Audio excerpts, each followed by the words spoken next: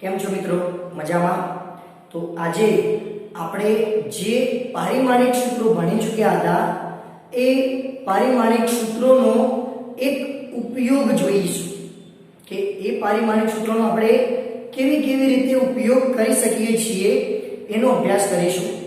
તો પહેલો જ ઉપયોગ છે એનો, કોઈ પણ એક રાશિ બીજી અનેક રાશિઓ ઉપર કેવી રીતે આધાર રાખે છે.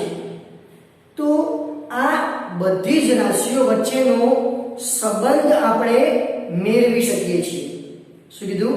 કોઈ પણ આપેલી એક રાશિ એ બીજી રાશિઓ સાથે કેવો સંબંધ ધરાવે છે એ સંબંધ આપણે મેળવી શકીએ છીએ.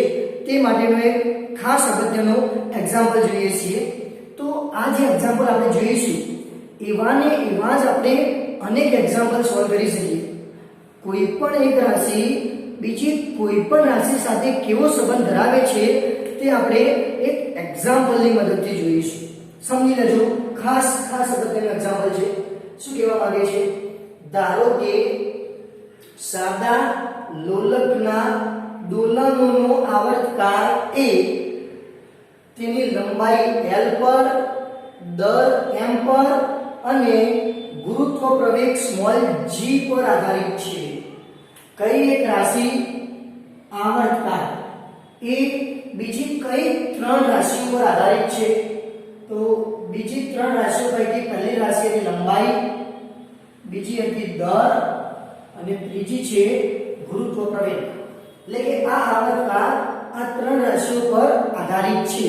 તો આવર્તકાળનું પારિમાણિક રીતનો ઉપયોગ કરીને તેનું સૂત્ર કાઢો.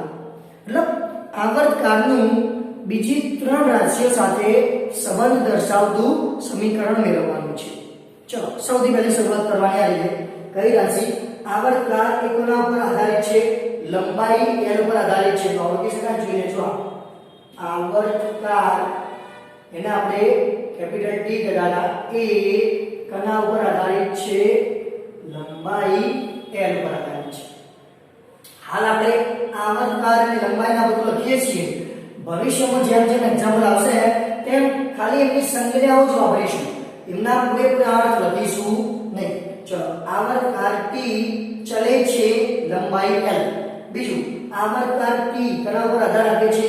દર m. તો બીજું આવું જાય, આવર્તકાળ T ચલે છે દર m. થઈ જશે. ચલો ત્રીજું, આવર્તકાળ T હજી કના પર આધારિત છે? ગુરુત્વ પ્રવેગ.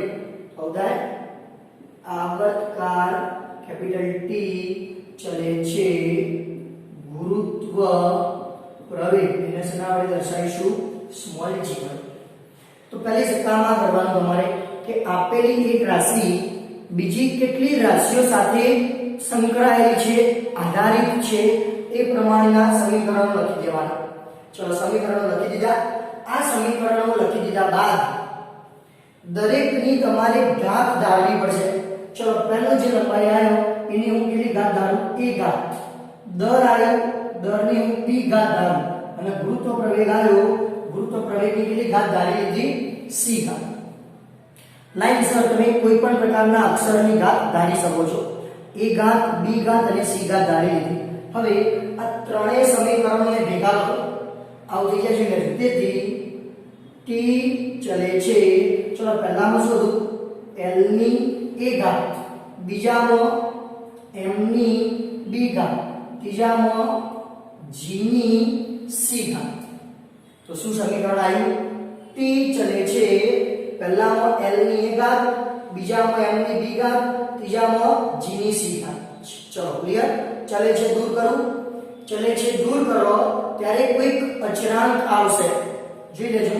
તેથી t બરાબર ચલે છે દૂર કર્યું બરાબર અને એક અચળાંક. કયો અચળાંક લાવ્યા? k. સમજો, બીજું બધું પદ એવું નહીં. l ની a ઘાત, m ની b ઘાત, g ની c ઘાત. તો ચલે છે દૂર કર્યું બરાબર આવ્યો અને એક શું આવ્યો? અચળાંક આવ્યો.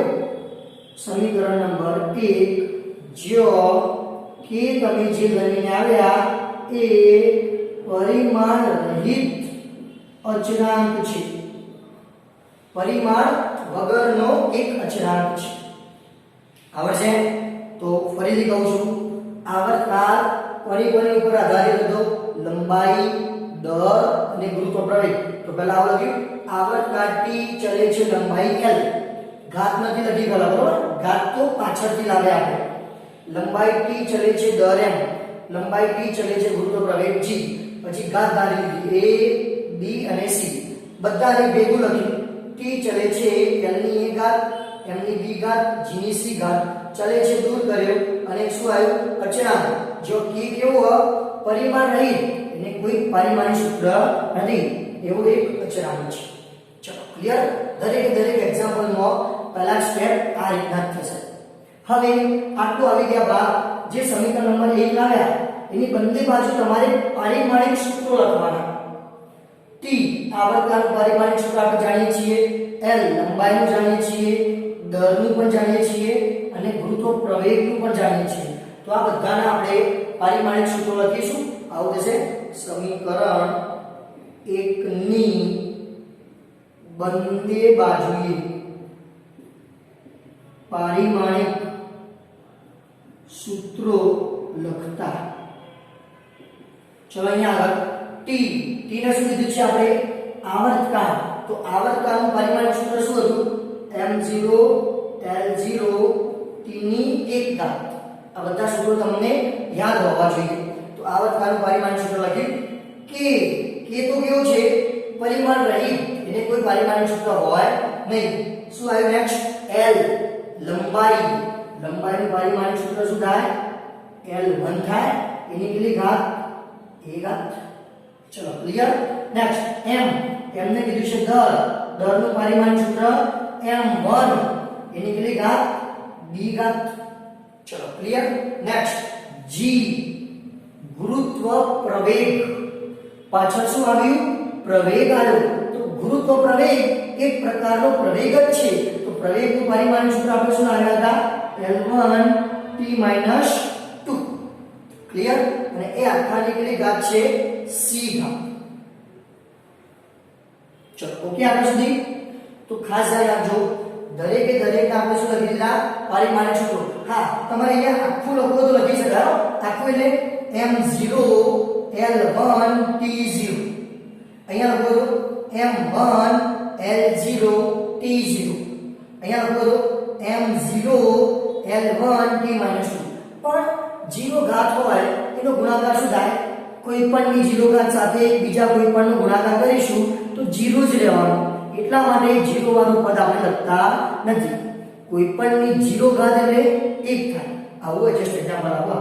m ની 0 ગુણ્યા c ઘાત. આવું આવતું m ની શું બને? 0 ઘાત જ બને. m ની 0 ઘાત એટલે શું થાય? 1. એટલા માટે એને લખવામાં આવતી નથી. Okay clear? આગળ સુધી હજી સાદું આપતા જઈએ આપણે. શું થશે? ડાબી બાજુ m0 l0 t1 ચલો l ની કેટલી હતી? 1 અને એની 1 ઘાત. તો આ બેનો ગુણાકાર થાય તો શું થઈ જશે? l ની 1 ગુણ્યા a એટલે a ઘાત વધે. ચલો અહીંયા m ની 1 ગુણ્યા b તો m ની કેટલી ઘાત વધશે? b. l ની 1 ગુણ્યા c તો l ની c.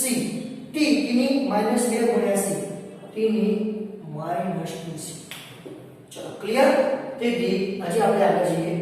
m0 l0 t1 ચલો પહેલા m વાળું લખીએ. તો m ની કેટલી ઘાત આવી? b ઘાત.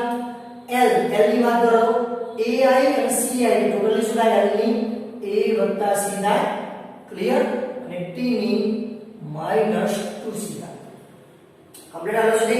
હવે બંને બાજુ m ની ઘાત સરખાવો, પછી l ની ઘાત સરખાવો અને t ની ઘાત સરખાવો. આવું છે બંને બાજુ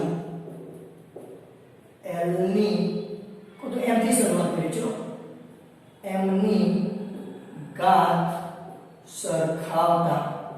ચલો આ બાજુ m ની શું ઘાત આવેલી છે? 0. એ જ બધું આ બાજુ m ની શું ઘાત આવેલી છે? b. તો b ની કિંમત મળી ગઈ. b બરાબર 0. ચલો l ની ઘાત સરખાવો. બંને બાજુ l ની ઘાત સરખાવતા. ચલો અહીંયા આગળ l ની ઘાત કેટલી છે 0, અહીંયા કેટલી આવી a c. તો આ સમીકરણને તમે આગળ સાદુરૂપ નથી આપી શકતા, એટલા માટે સમીકરણ નંબર 2. ક્લિયર? આપણે સોલ્વ નથી કરી શકતા એટલે એને સમીકરણ આપી દીધું. ચલો m ની સરખાઈ l ની સરખાઈ, હજી t ની બાકી રહી ગઈ, તો બંને બાજુ t ની ઘાત સરખાવો. બંને બાજુ t ની ઘાત સરખાવતા આ બાજુ t ની ઘાત કેટલી છે 1, આ બાજુ t ની શું ઘાત આવી -2c.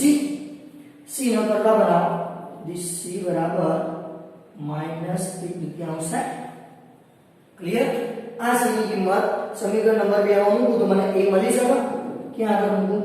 સમીકરણ 2 માં મૂકતા શું મળશે? 0 બરાબર a વત્તા c. c ની જગ્યાએ -1/2, તેથી a બરાબર +1/2 મળશે. તો જો તમને a b અને c ત્રણેય મળી ગયા. a ની કિંમત 1/2, b ની કિંમત 0 અને c ની કિંમત -1/2. તો આ રીતે m અને t ની બધી જ ઘાતો સરખાવતા જો તો abc મળી ગયા. જે abc ની કિંમતો મળી એ બધી જ કિંમતો સમીકરણ નંબર 1 માં જમા. શું મળશે? સમીકરણ 1 માં બધી જ કિંમતો મૂકતા શું કીધું?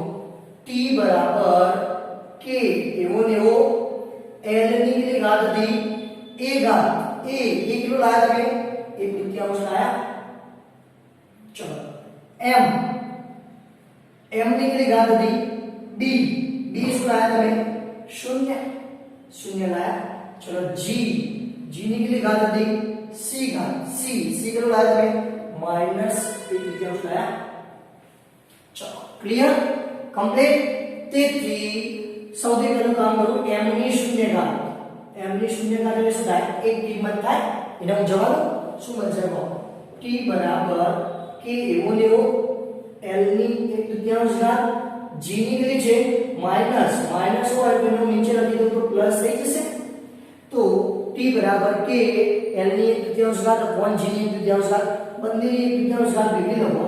t બરાબર k l upon g બંનેની કેટલી ઘાત 1/2 ઘાત. લખી શકાય? 1/2 ઘાત ના લખો તો વર્ગમૂળ લખી શકાય. t બરાબર k √l/g. ઓકે. હવે જે k હતો એ પરિમાણ રહિત અચળાંક હતો. એનું મૂલ્ય આપણે થિયરિટિકલી નથી મેળવી શકતા, પ્રાયોગિક એનું મૂલ્ય મેળવવામાં આવે છે. તો પ્રયોગો પરથી k નું મૂલ્ય કેટલું મળે છે 2π જેટલું મળે છે. તો આ બધી વસ્તુ આપણે પ્રયોગો પરથી મળશે, જે યાદ રાખવી પડશે. મોટા ભાગના કિસ્સામાં k ની કિંમત 1 મળશે, પરંતુ 1-2 એક્ઝામ્પલ એવા છે જેમાં k ની કિંમત 1 નથી મળતી. તો એક આ એક્ઝામ્પલ છે જેમાં પ્રયોગો પરથી k ની કિંમત કેટલી મળે છે 2π. મૂકી દઉં અહીંયા આગળ. શું થશે? તેથી t બરાબર 2π√l/g. તો આ t નું સમીકરણ આવી ગયું. જે આપણે જો તમને ખ્યાલ હોય તો ગુરુત્વ પ્રવેગ g માં ત્રુટિ શોધવાના એક્ઝામ્પલ વખતે આપણે આને યુઝ કરતા હતા. ગુરુત્વ પ્રવેગની ત્રુટિ શોધવા માટેના એક્ઝામ્પલ. તો સમીકરણ યાદ રહેશે t બરાબર 2π√l/g. ક્લિયર? ઓકે. તો કમ્પ્લીટલી ખાસ અગત્યનું એક્ઝામ્પલ છે, તો એકદમ મસ્ત રીતે તૈયાર કરજો. ઓકે. Thank you.